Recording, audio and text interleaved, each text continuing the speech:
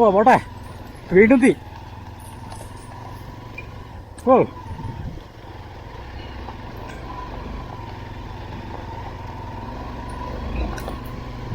ഓ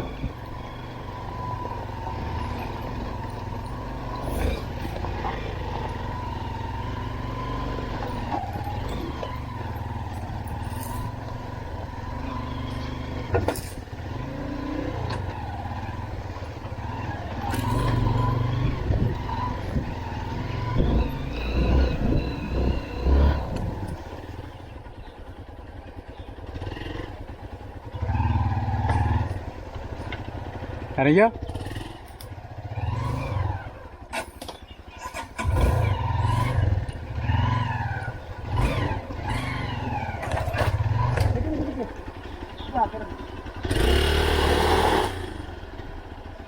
നിൽക്ക്.